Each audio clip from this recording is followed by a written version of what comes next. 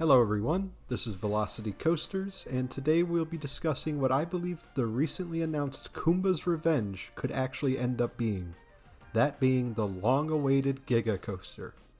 Throughout this video, I'll be breaking down why I think a Giga is the most logical direction for the park, based on recent additions, recent guest surveys, and the overall direction Busch Gardens Tampa Bay seems to be heading. Of course, I would like to make one thing clear before we begin.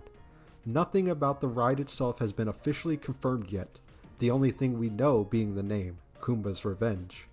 Everything else is just speculation based on the information we currently have available.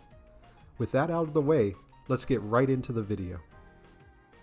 To start, Busch Gardens Tampa Bay is in fact my home park. I've been visiting this park for nearly 2 decades now, even technically visiting the park while my mom was pregnant with me.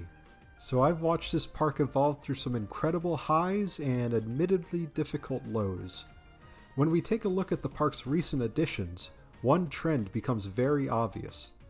Over the last several years, we've seen attractions such as Serengeti Flyer, Phoenix Rising, the Jungala refurbishment, the new lion and hyena habitat, and, assuming the current rumors are accurate, Project Driftwood, which is expected to be a launched mock water coaster.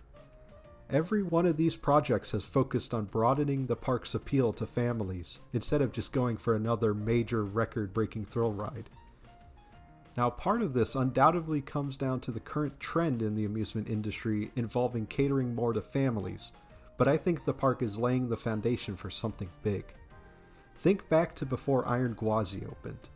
We got a long-awaited repaint for both Montu and Kumba, along with some smaller general improvements to the park. The same thing is happening now, just on a larger scale. The park wants to bring back its appeal and put itself in the best possible position for its 70th anniversary in 2029, which is when I predict KUMBA'S Revenge will open.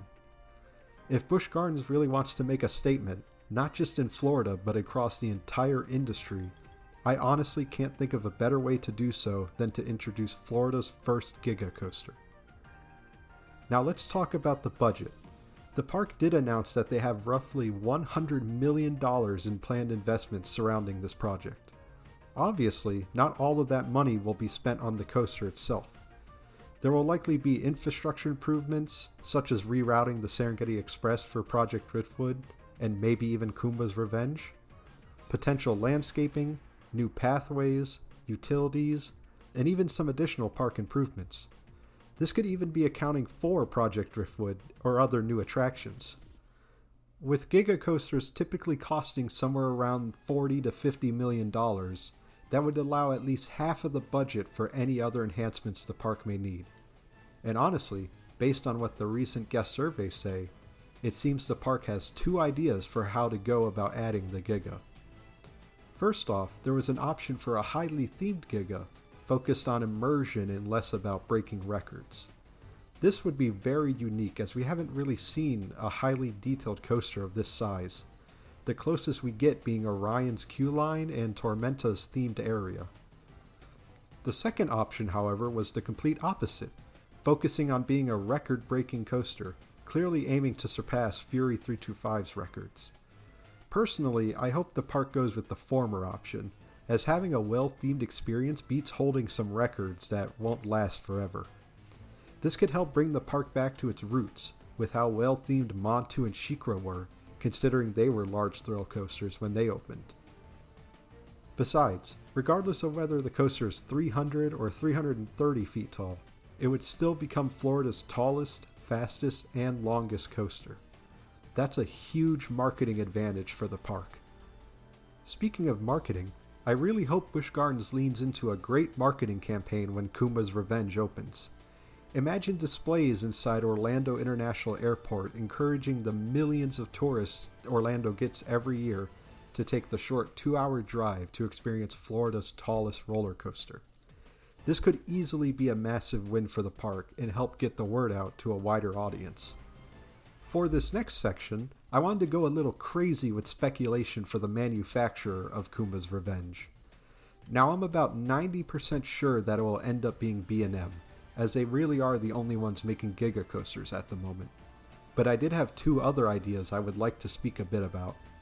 First up, we have Intamin, which, having something similar to, just not as intense as, Pantherian at my home park would be incredible. This doesn't even mention the fact it would have newer gen Intamin profiling and their new gen lap bars as seen on Velocicoaster. This could easily make it one of the best coasters in the country if done right. My second option would be the RMC Split Rex, which I realize is quite the bold prediction. A giant single rail coaster replacing one of the most influential coasters in the world would instantly become one of the most talked about projects in the industry. It helps that it would almost certainly be less expensive than a B&M or Intamin Giga, allowing Busch Gardens to invest more money into theming and other park improvements. Unfortunately, I'm not sure United Parks and RMC are on the best of terms right now, following what happened with funding for Iron Gwazi back in 2022. Whether that's enough to prevent another collaboration is impossible to know, but it does make this option feel significantly less likely. If you enjoyed today's video, make sure to subscribe for more coaster news, rankings, and construction updates. My next video will however be a nice change of pace, as I'll be making my first devlog on my highly realistic Planet Coaster 2 park, Wisconsin's Adventure, so stay tuned for that. I'd also like to give a huge thank you to everyone who provided the copyright-free off-ride footage used throughout this video. Their channels, along with all the music used, will be linked in the description below. Thank you all so much for watching, and I'll see you guys in the next one.